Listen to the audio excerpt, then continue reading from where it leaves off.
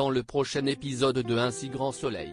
Tandis qu'Elliot est chargé par Berthier d'enquêter sur un vol de tableau, Virgile se retrouve en mauvaise posture. De son côté, Yasmine sert toujours de mule aux hommes de Marvin. Suite aux différentes déprogrammations de la série, France 2 diffuse exceptionnellement un épisode inédit d'Un si grand soleil samedi 25 décembre à 20h45. Attention, les paragraphes qui suivent contiennent des spoilers. Si vous ne voulez rien savoir, ne lisez pas ce qui suit.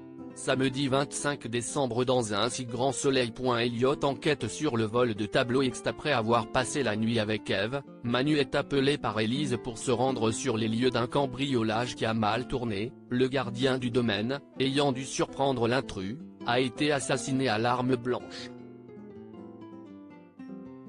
Interrogé par Élise, le propriétaire des lieux déclare qu'une trentaine de toiles anciennes lui ont été dérobées, pour une somme d'1 million d'euros. En lisant le journal, José, le receleur, découvre qu'il y a eu un meurtre lors du cambriolage. Il reproche alors à Philippe, son complice chargé du vol de tableau, d'avoir perdu le contrôle de la situation et craint d'avoir la police à ses trousses. Mais Philippe, imperturbable, veut récupérer sa part des gains. José lui propose de l'aider à trouver une planque pour les tableaux en attendant que l'affaire se tasse, et lui promet de le payer en temps voulu. Pendant ce temps, Elliot, remis sur pied grâce au soutien de Charles, se débarrasse de ses derniers médicaments. Il est alors contacté par Berthier, qui lui demande d'obtenir des renseignements sur un vol de tableaux auprès des différents receleurs sur Montpellier. Le procureur insiste pour qu'il obtienne des résultats en raison du meurtre qui a été commis. À la grande surprise de Charles, Elliot accepte la mission et prend José en filature. Il observe l'homme se rendre au camping et solliciter Virgile afin de lui demander de lui garder sa voiture pendant plusieurs jours. Alors que Virgile refuse, José le menace de raconter à la police qu'il a aidé Elsa à se cacher lorsqu'elle était en cavale. Ayant assisté à la scène, Elliot va ensuite rendre visite à José et fait mine de lui demander s'il a un plan à lui confier.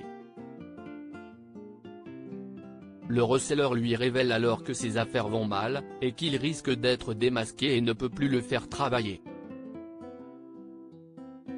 Elliot lui propose alors de réaliser quelques cambriolages pour son compte, et José lui promet de lui faire signe en cas de besoin. Anissa s'inquiète pour sa famille à l'hôpital. Yasmine est contactée par Bruce qui lui demande de se rendre à Nîmes pour déposer le paquet qu'il lui a confié la veille, et sa demande n'est pas négociable. Pendant ce temps, Anissa se rend en prison pour voir son frère Driss au parloir. Elle lui avoue se faire du souci pour sa mère et se doute que quelque chose de grave se passe. Driss lui révèle alors que sa mère paie Erwan pour assurer sa protection en prison, et pense qu'il lui demande désormais plus.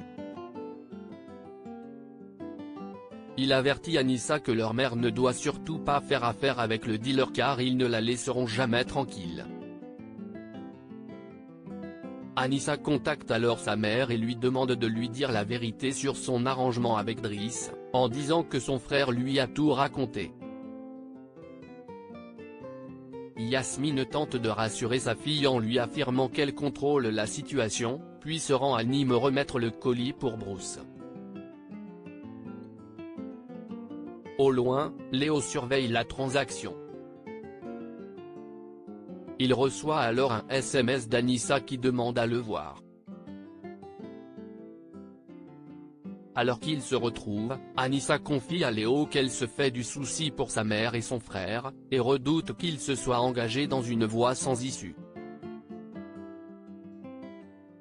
De son côté, Gérald redoute que Yasmine soit tombée dans un engrenage sans fin. Mais Yasmine redoute ce qu'il pourrait arriver à Driss en prison si elle arrête de faire la mule, et que les hommes de Marvy ne cessent de le protéger.